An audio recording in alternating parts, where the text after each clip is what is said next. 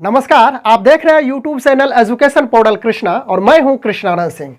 आज एक ऐसे मुद्दा, एक ऐसे क्षेत्र से बात करने के लिए उपस्थित हूं जिसमें हर व्यक्ति को कभी न कभी उस क्षेत्र में घुसना पड़ता है और जाना पड़ता है, और वह क्षेत्र है वित्तीय क्षेत्र। वित्तीय क्षेत्र के बारे में स्पष्ट रूप से आप जानते हैं, आपकी धनराशि आपकी संपत्ति से संबंधित होती है। लेकिन यहाँ पे वित्तीय क्षेत्र का तात्पर्य मेरा होगा आपकी बैंकिंग प्रणाली, अर्थात आपके बैंक से। आप कहीं ना कहीं किसी न किसी बैंक से जरूर अटैच हैं, जुड़े हुए हैं। चाहे वह आपका स्टेट बैंक ऑफ इंडिया ही क्यों ना हो, चाहे वह आपका पंजाब नेशनल बैंक ही क्यों ना हो, चाहे आपका अन्य कोई बैंक क्यों ना हो। बैंक समय समय पर अपने ग्राहकों को, अपने कस्टमर को केवाईसी कराने की बात करते रहती है। यदि आप निर्धारित समय सीमा के अंतर्गत केवाईसी नहीं करा पाए हैं तो आपको क्या क्या परेशानियां उठानी पड़ सकती है, इसकी संक्षिप्त जानकारी इस छोटे से रिपोर्ट में हम लोग प्राप्त करेंगे। इधर नोटिफिकेशन जारी की गई थी एसबीआई बैंक की ओर से कि 30 मई तक सभी कस्टमर्स केवाईसी जरूर जमा कर दें, अन्यथा इसका परिणाम कुछ अलग हो सकता है। तो केवाईसी के अंतर्गत आधार कार्ड और पैन कार्ड के नंबर को अपने अकाउंट से जोड़ना पड़ता है। अपने अकाउंट से किस प्रकार उस आधार नंबर को जोड़ेंगे, इसका प्रायोगिक अर्थात इसका प्रैक्टिकली यहाँ पे हम लोग जानकारी प्राप्त करने वाले हैं। तो आइए हम लोग मिलकर उस जानकारी को प्राप्त करते हैं।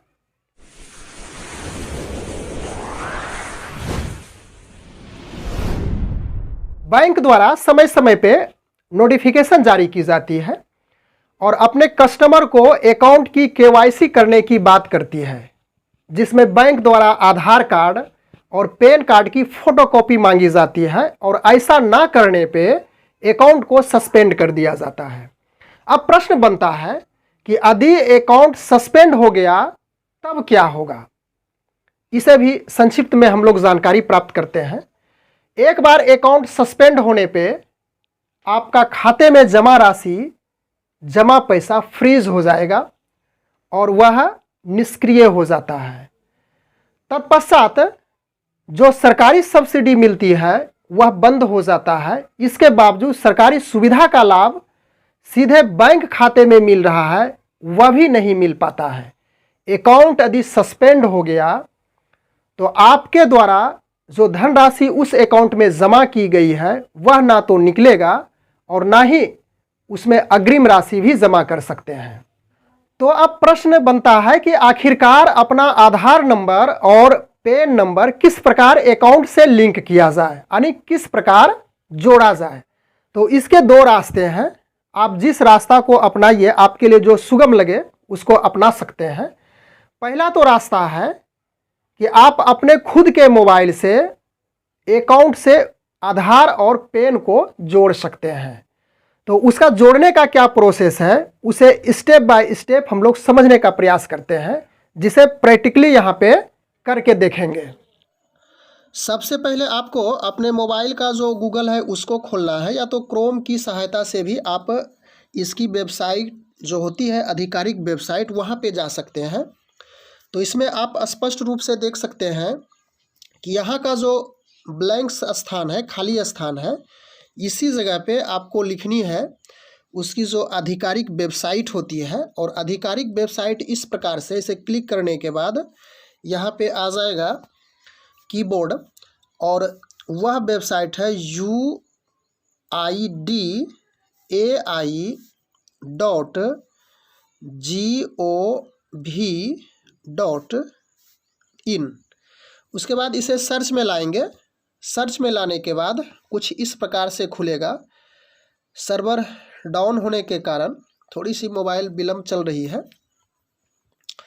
उसके बाद जब ऐसा खुलेगा तो आप नीचे आएंगे।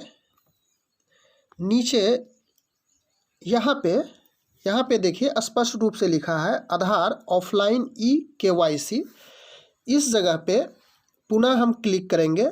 क्लिक करने के बाद अगला स्टेप इस प्रकार से खुलेगा और फिर इसमें नीचे की ओर बढ़ेंगे। नीचे बढ़ने पे यहाँ पे देखिए लिखा हुआ है आधार नंबर, यह 12 डिजिट का होगा। यहाँ पे आधार नंबर डालेंगे 7486590528 उसके बाद उसके नीचे हुआ तो इस पे नीचे type the character you seen in the picture. यहाँ पे जो आप देख रहे हैं इस पिक्चर में, यहाँ पे टाइप करना है। तो टाइप करने के लिए यहाँ पे वाई छोटी यानी स्मॉल लेटर है, तो इसे स्मॉल में कन्वर्ट कर लेंगे। वाई फिर 2 है, फिर स्मॉल में ही एन है, फिर स्मॉल में डब्लू है और स्मॉल में आई है। उसके बाद यहाँ से सेंड ओटीपी करेंगे।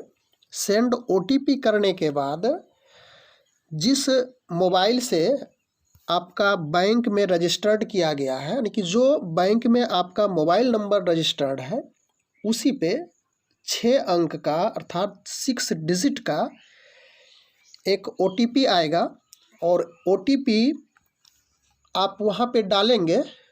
उसके बाद अंततः लिखा हुआ आएगा कॉन्ग्रेचुलेशन। तो आप स्पष्ट रूप से समझ जाएंगे कि आपका आधार नंबर बैंक अकाउंट से ऐड कर दिया गया है। इसका दूसरा रास्ता सबसे सुगम है। आप बैंक जाइए, पैन कार्ड और आधार कार्ड की फोटोकॉपी पे अपना हस्ताक्षर और अकाउंट नंबर लिखकर काउंटर पे जमा कर दीजिए, आपका अकाउंट से जुड़ जाएगा। या तो फिर उस बैंक में एक पत्र पेटी होती है, उस पत्र पेटी में उसको डाल दीजिए, वहाँ के कर्मचारी उसको निकाल कर आपके अकाउंट में जोड़ देंगे। अब एक और बात यहाँ पे जानने लायक है कि आप कैसे समझेंगे कि मेरा आधार कार्ड उस अकाउंट से ऐड हो चुका है।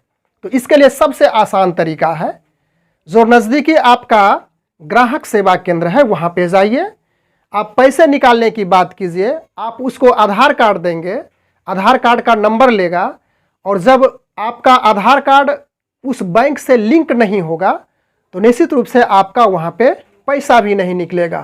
तो यहाँ पे स्पष्ट रूप से आप जान जाएंगे कि अभी तक मेरा उस अकाउंट से आधार कार्ड नहीं ऐड हुआ है।